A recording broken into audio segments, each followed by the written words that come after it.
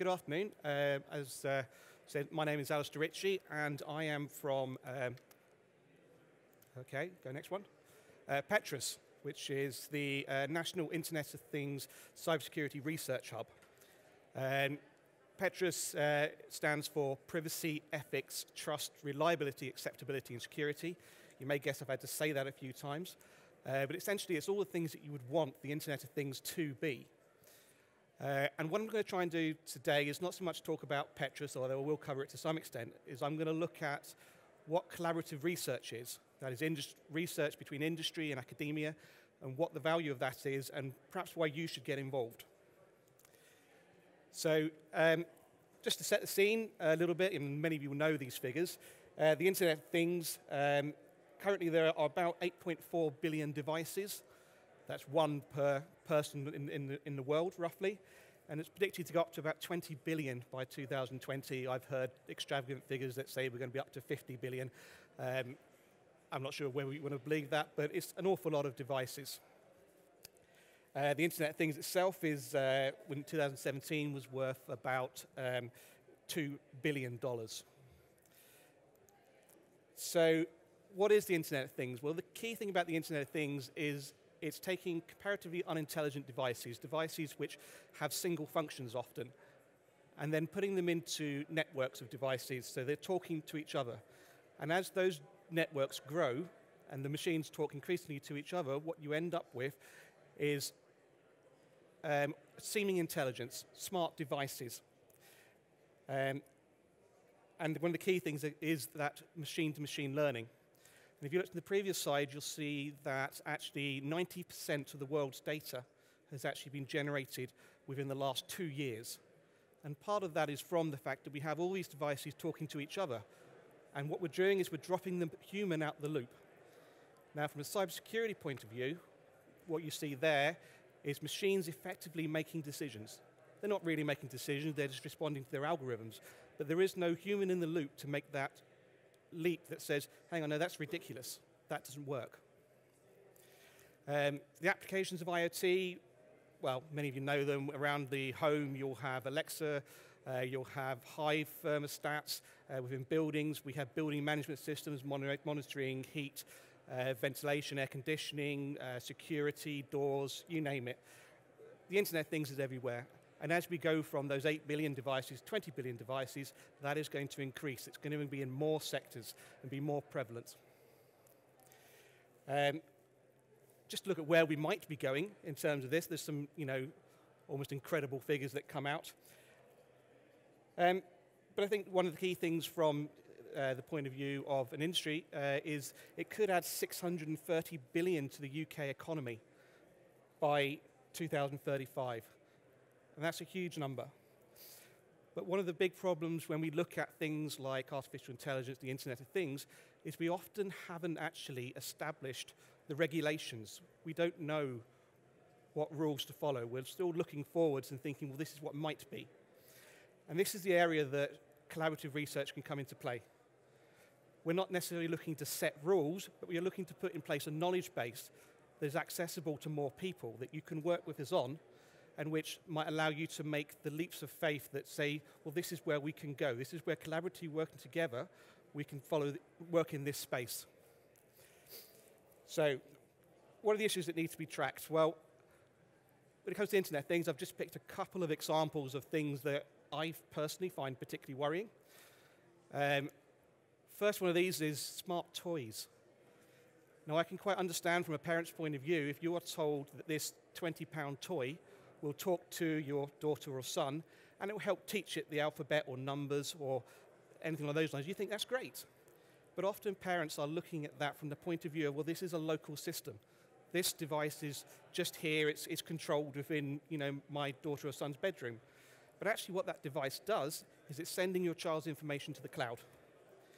Out there's a cloud server, or it's Amazon or whatever it is, it's making decisions about what information to send back. Also, that's an information stream that can be intercepted, it can be manipulated. That could end up with your child being talked to by a malicious person, almost like the insider threat that we had in the last example.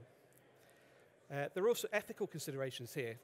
One of the things that's often not considered is if you give your child permission to talk to this cloud-connected device, and then they have a play date, and your neighbor's kid comes over, did you also give permission for that child there to send the data to the cloud, to share their data with the wide world? Because it doesn't go away. So that's one. This is another one which I find particularly fascinating. There was a case just recently which actually changed policy for the US and UK security services. This is actually Bagram Air Base in Afghanistan. It's actually lit up by the US Air Force soldiers or personnel themselves. What they were doing is they were going around with the Strava fitness devices, and they were competing with their mates back home in the US, and they were competing with their mates locally, and they were actually going around the Air Force base. But all Strava information is actually uploaded and can be accessed on the cloud. And the only people in Afghanistan who happen to use Strava are Westerners. So actually, what those Air Force personnel were doing, it's like they're doing something completely innocent, of walking around or jogging around their Air Force base. They were actually mapping out all the security checkpoints, where all the fences were, where all the routes were around the Air Force base. And it was actually a first-year undergraduate Australian student who was just, for whatever reason, looking around Afghanistan on Strava. I don't know how he managed to get there, but he did, and he discovered this information, and he raised this, and the US Air Force went, oh, that's not good. And so that's actually had a complete change in personnel. Places like the Pentagon now completely ban any kind of tracking devices, fitness devices, because, you know, it's complete security risk. So that's been sort of a slightly negative look about what are the problems that we have with the Internet of Things. But looking forwards, there are huge benefits, huge upsides within that. One in particular that I think the UK should be aware of is that very simple devices can actually allow people to stay in their homes for longer. They're able to pick up very simple illnesses, which actually can be quite hard to detect, even by a doctor.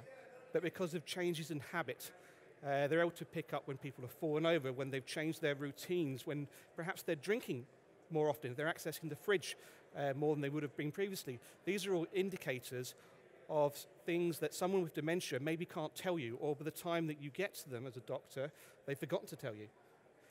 And the NHS, of course, has a massive problem with people in hospitals, elderly people, who, although not absolutely infirm, are not safe to be on their own because they can't remember or they can't remember to look after themselves.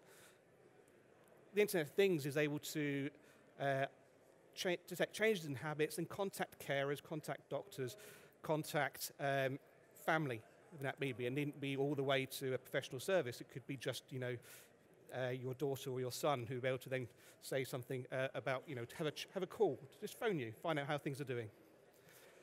So those are some of the upsides. But what is the UK doing? This is a bit where I do a bit of sort of self-promotion. So this is Petra, this enormously complicated structure, but essentially Petra has been running for 3 years now. It has just been re-upped for a further 4 years, so we've got another 4 years of research into cybersecurity coming up. It has been a £23 million hub. It's now got another £30 million worth of funding. And it's 11 universities, all of whom are academic centres of excellence in cybersecurity research, who are working together with 120 industry partners, more, and government partners as well. So we work with the security services on collaborative research. So every single one of our now 55 projects has an industry partner. And the reason we do that is so that we can work with people who are producing the products at the end, who are delivering the services at the end, to make sure that that knowledge that we generate as academics actually gets through to the end products, and there's no gap. We're trying to close that gap. So as I said, you know, that's what Petra stands for, but a key point in this diagram, and actually probably better, actually I removed that one, probably better, this one is actually the social and the technical. So we look at both the social, we look at the legal implications, the psychology, what are people thinking, we're looking at insider threats and the social engineering, as well as the technical side of what are the algorithms and machine learning that go into devices.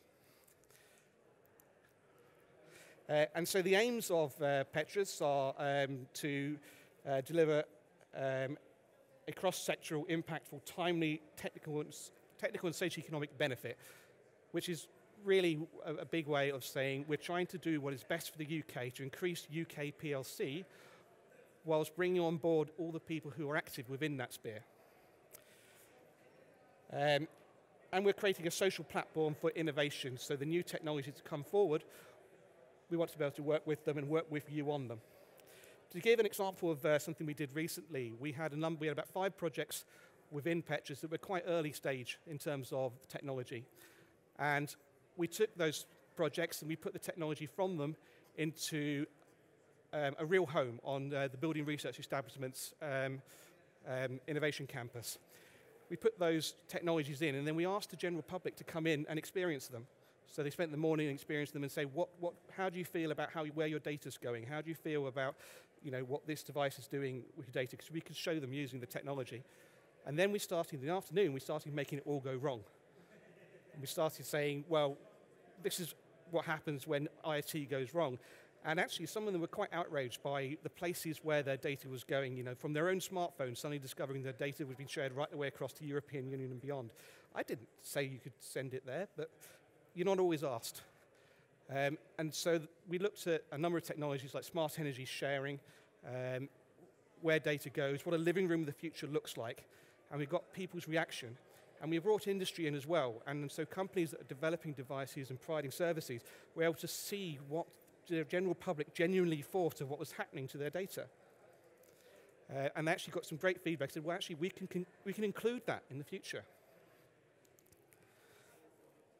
So why collaborate? Well, I'm also going to be shameless in putting a few quotes on there. But from Microsoft, we have businesses and users are only going to use technology if they can trust it. So from an industry point of view, for you guys, you've got to think about that. How do we make it so that people trust our devices and our services? And from a friend of mine, Joe Butler, who's used to be the chief scientist at DCMS, if the burden for ensuring security falls on consumers, then we have failed. The consumers are not going to understand the complexity of the devices, the services that you're offering. We need to put it forward in a way that is easy to understand, that they can control, that they can interact with. And actually, if we do that, they will understand the need for security and they will buy into it. So finally, just to sort of wrap up and sort of say, why do we do collaborative research? Why is it of value to you? Why would you want to get involved with it? What we're aiming to do is to increase the knowledge of the need for cybersecurity. It's that education piece. And try and address that drive towards the cheapest solution. That is, can we produce devices that just do a function but actually aren't secure?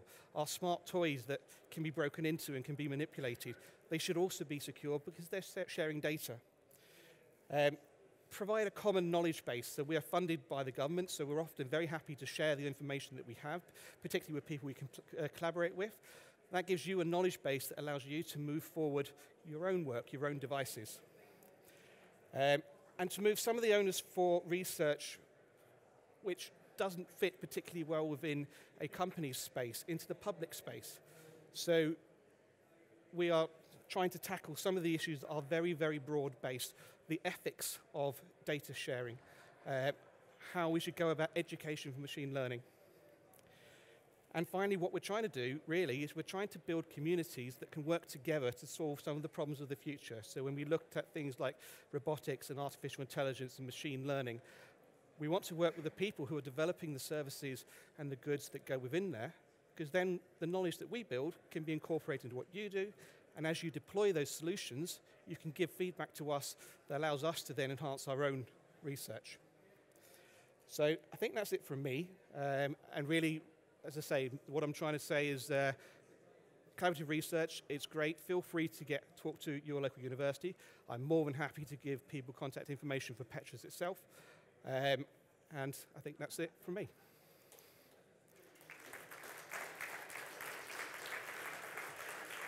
Brilliant. Thanks, Alisdair. Absolutely fascinating. Any quick questions from the floor, guys? If you just raise a hand, we'll get a microphone over to you. I think we've got one over there. Gentleman just here, please. Right, I'm now going to try and work microphones and headphones at the same time. Yeah, thank you for that. I was just interested. You spoke about smart toys distributing data of people. Doesn't GDPR deal with stuff like that? Certainly, we'll do within the EU to some extent, but I mean, it depends where you're buying these devices for. I mean, for example, there was a case just recently, the only case I've ever heard of, where German government actually said, do not buy this device, return this device to the sender, because actually we know the Bluetooth security on this is completely vulnerable, and this is it was a doll, effectively, that connected to the outside world. Okay.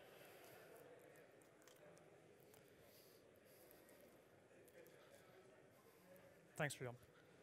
Can I have any examples of IoTs in a corporate world, especially something that I could bring up to the notice of board members or the exec? The one that's particularly prevalent and we've done quite a lot of work on within Petra is around smart buildings.